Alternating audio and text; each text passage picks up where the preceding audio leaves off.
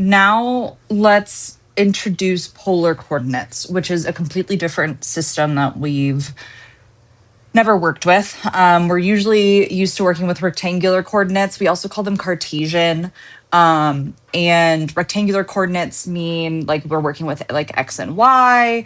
Now in polar coordinates, we're going to treat the first value as the radius and the second value as theta. The graph also looks very different. Okay, it's a circular graph. So I want you to think about the unit circle when we're doing this because that's really all that this is. Okay. So now we have the radius is our first value, theta is our second value. So B is going to become R comma theta. Okay. So this is the tricky part, is understanding how do you really read this and where does the point go? So here's a little written explanation. If it's a positive angle, we know that we're going counterclockwise, right? We've talked about that in a lot of our classes. If it's a negative angle, we're going clockwise. Okay. The radius is the tricky part. So if it's a positive radius, you're gonna put it on the rotated axis. If it's a negative radius, you're going on the other side of the rotated axis. So like over here. Okay. This is the written version of it. When I do these examples, listen to how I'm approaching this and see if it makes more sense to you that way. Okay, so let's just look at the first one. So we're going to plot A, which is 4 to 70. So I'm going to go out 4. So 1, 2, 3, 4. So I know it's somewhere in this circle. If I'm going all the way over to 270, okay, that is going to be 3 pi over 2. So I know that this is where A goes. I'm going to erase all the other stuff because we're going to need the room.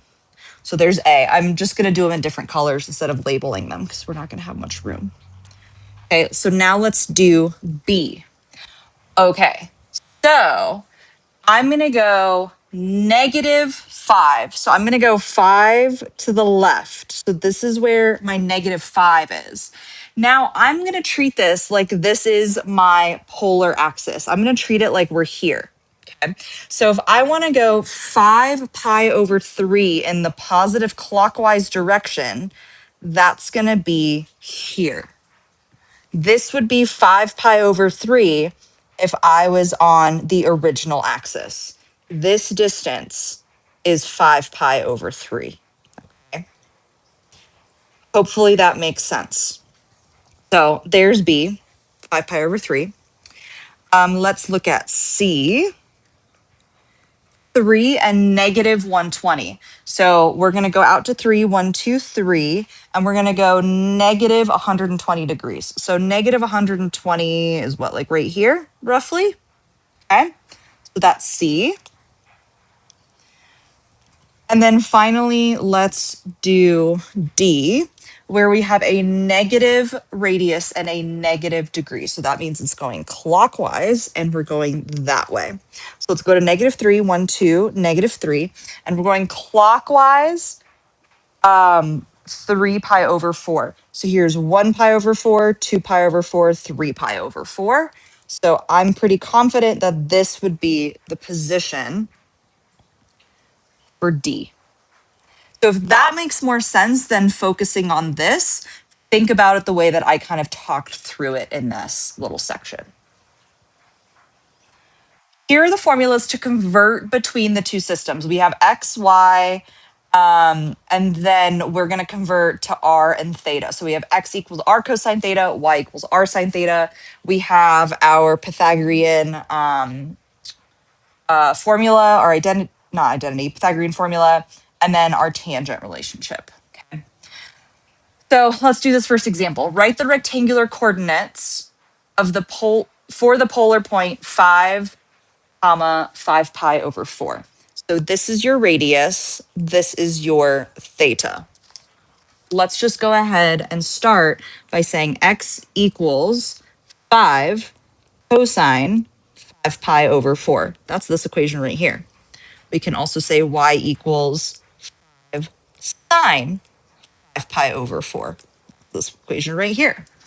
So if we do that, And now we just need to do a little bit of math. We need to remember where is 5 pi over 4. So if I draw my little triangle, 5 pi over 4 is going to be here, -1 root 2. I know that 5 times negative root 2 over 2 is going to be the first one, and 5 times also negative root 2 over 2, or -1 over root 2. At this point, you know I have no preference. So the coordinate is going to be -5 root 2 over 2, comma, -5 root 2 over 2. Very conveniently, the same two numbers because this is a 45-degree angle. Let's go in the other direction. Now we have 3, comma, -3 root 3. So let's say r squared equals x squared plus y squared. R squared equals 3 squared plus -3 root 3 squared.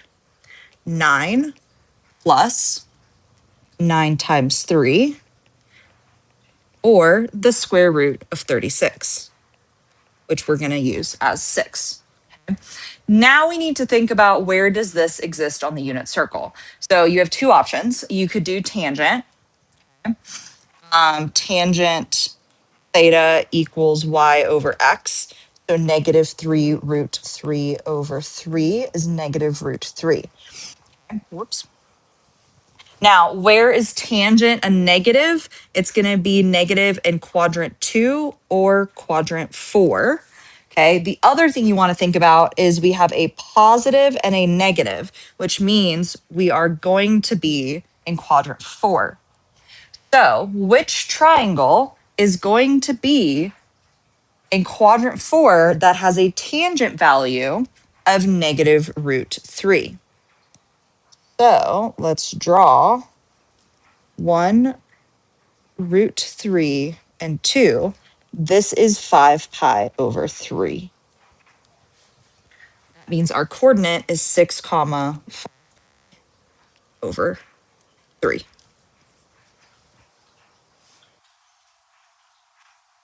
You might also need to rewrite functions in the different systems. So in the first one, we've got f of x equals root of 25 minus x squared, right? This is the same thing as y essentially. So I'm going to just rewrite that as r sine theta equals the square root of 25 minus x is r cosine theta. Okay. So if I want to get rid of the square root, I can square the other side.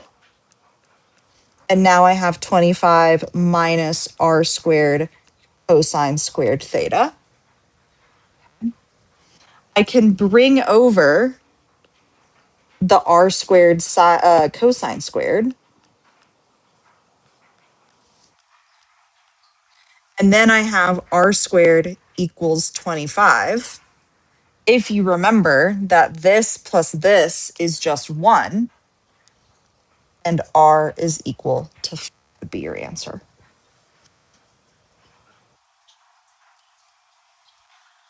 Let's write this equation, the next one, in polar form for the equation y equals 9.